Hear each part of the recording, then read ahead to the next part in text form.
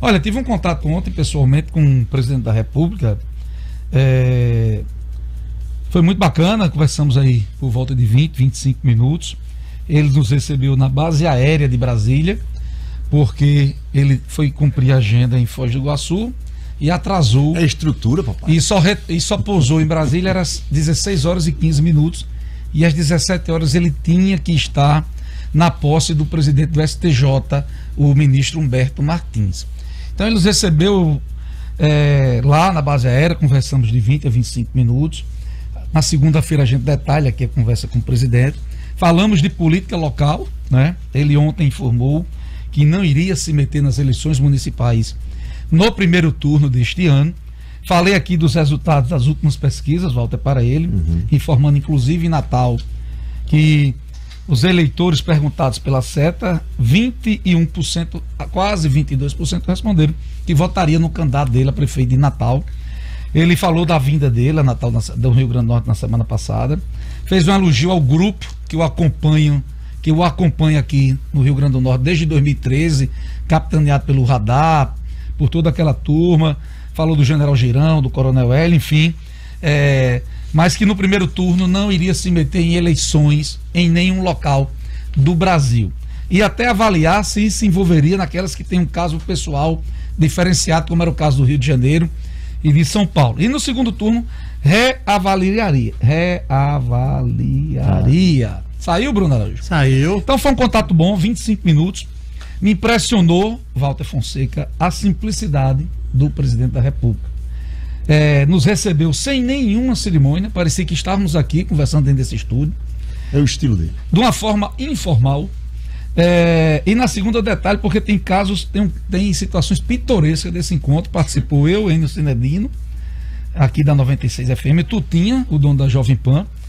E nesses 25 minutos conversamos aí rapidamente de tudo. Não conseguimos fazer entrevista por causa do compromisso e do atraso, mas ainda conversamos lá e marcamos que em breve ele vai sim nos conceder uma entrevista para nós perguntarmos o que desejarmos, ele responder também da forma que achar conveniente.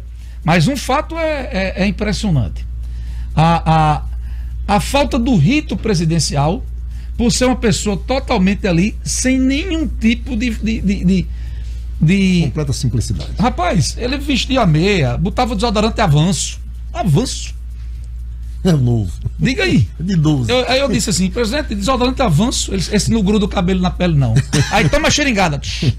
Cheio de marca, cara. Um negócio assustador lá a barriga dele, mas enfim. O pente esses de plástico antigo. Cabelo duro, Bruno Araújo. Enfim, sabe qual era o sapato do presidente para ir para a posse do presidente da STJ, do paletó? Um coturno. Ele vinha de Foz com esse mesmo sapato, botou lá e foi-se embora. Rapaz, é impressionante. Agora, lógico, se esse homem tivesse um pouquinho mais, Walter Fonseca, de equilíbrio emocional, e se continuar nesse ritmo, aí falou, né? Muito preocupado com o teto do gasto, a pressão econômica. E lá em Brasília realmente tem uma tensão nesse momento muito grande, devido à situação dos ministros Rogério Marinho e Paulo Guedes. De fato, isso não a imprensa não criou isto, tá certo? Fique claro. E há um tensionamento evidente lá entre as posições do ministro Potiguar Rogério Marinho e do ministro Paulo Guedes. Inclusive o general Heleno deu uma declaração ontem muito forte, dizendo que Paulo Guedes só sairia do governo abatido. Morto, não é isso? Foi isso que ele disse.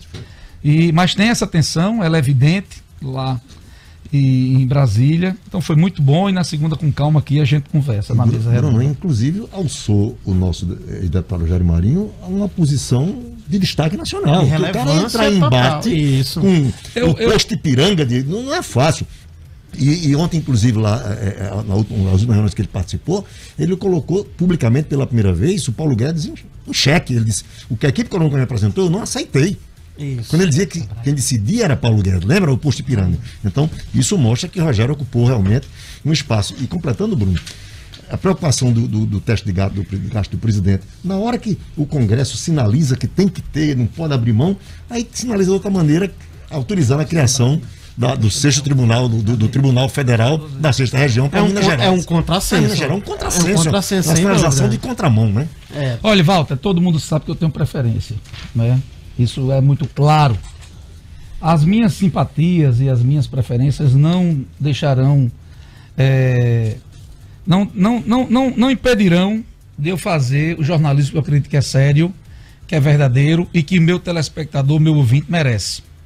E dizer, inclusive, as coisas negativas e fazer as críticas à postura do presidente quando eu acho que ele deve fazer, como no caso aí dessa situação toda que envolve o seu filho, que eu acho extremamente grave.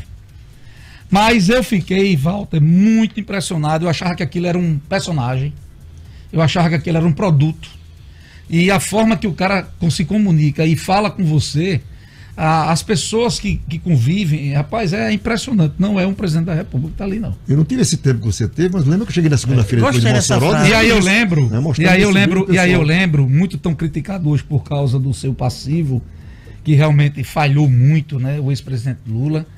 Eu imagino que deva ser esse mesmo tipo de comportamento que o Bolsonaro tem, de levar as coisas na gaiatice, de brincar, de ter uma relação totalmente humana com quem trabalha, com as pessoas, mesmo hierarquicamente bem abaixo. Não é pena que Lula resolveu ir por um caminho esquisito.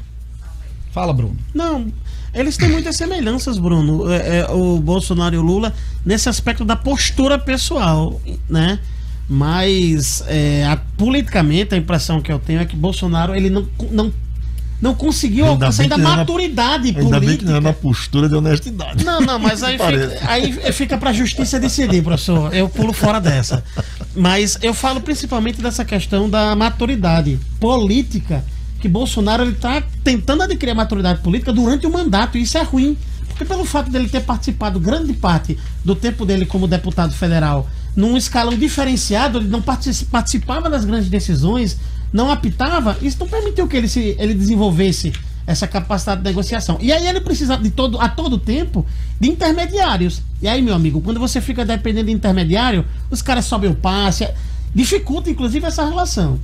Que não tem como manter o auxílio emergencial, seria um suicídio financeiro para o país. Agora, para finalizar aqui, dar uma pincelada sobre a situação do Rogério, Walter, e nós conversamos com bastante gente lá, me causa espécie o potiguar Rogério Marinho ter entrado nessa seara.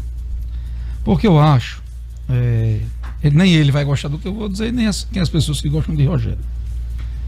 Mas Rogério estava aqui derrotado, terceiro suplente de deputado federal. Teve uma votação bem abaixo do que imaginava, muito abaixo do que imaginava. E recebe um voto de confiança e mais, vai para um local de destaque levado pelo ministro Paulo Guedes. Rogério chegou a participar, inclusive, da transição do governo Temer para o governo Bolsonaro. Rogério se mudou de Malicuia para Brasília, levou família, filha, todo mundo. E tão pouco tempo depois, ele entra em rota de colisão com o cara que o levou para o governo federal. Isso é a primeira coisa que me choca. Que Rogério é eficiente, que ele é competente, que ele é um cara inteligentíssimo. Articulador, inteligentíssimo, isso tudo nós sabemos. Mas me impressiona a dificuldade de Rogério de passar confiança para as pessoas que convivem com ele. Ele tem essa dificuldade, eu sinto isso. E hoje é uma pessoa não grata para o ministro da Economia, Paulo Guedes. E se essa balança tensionar e tiver que alguém ser escolhido, eu não tenho dúvida que o Potiguar vai perder o local. Ele não está só nessa luta, nessa postura, né, Bruno? Ele não está só com certeza. Exatamente. Ele representa uma ala dentro do Palácio do Planalto. Se a balança chegar a esse ponto de tiver que sair alguém, sai o Potiguar. Aí, nesse ponto eu não tenho nenhuma dúvida que ele não está sozinho. Ele não é voz isolada. Isso, era aí que eu ia chegar, professor Bruno e Mariana. A posição de Rogério, ela é uma posição que ela não é confortável, mas é mais confortável do que a do próprio Paulo Guedes. Porque Paulo Guedes, ele está numa posição em que ele precisa ter um zelo com determinadas decisões que muitas vezes vão desagradar o presidente. Tá aí a questão do auxílio emergencial. O presidente já sinalizou que vai manter o auxílio emergencial até o final do ano, mas não com o mesmo valor. Inclusive, eu estava lendo no caminho para cá a informação de que há uma grande chance de que o Renda Brasil, de fato, só passe a funcionar em 2021. Por quê? Para dar tempo de se encontrar formas de gerar o recurso sem que precisa ver os cortes. Então, o que está acontecendo? O excesso de pragmatismo de Paulo Guedes está comprometendo a relação dele com o presidente. Isso é olhos vistos. É claríssimo. Então, Bruno, eu não apostaria de que, dependendo do contexto, Paulo Guedes peça para sair.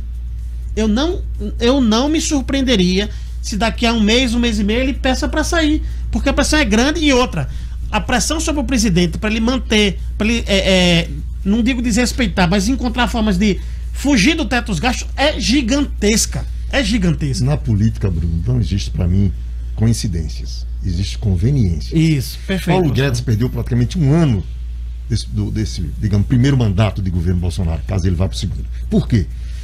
As reformas atrasaram, Bolsonaro não entrou para valer na época das reformas, foi feita apenas a previdenciária. Paulo Guedes não deu retorno que se esperava no primeiro ano. Paulo Guedes começou a se chocar com o Congresso, enquanto que Rogério trabalhou onde ele sabe trabalhar, nos bastidores. Aí o que acontece?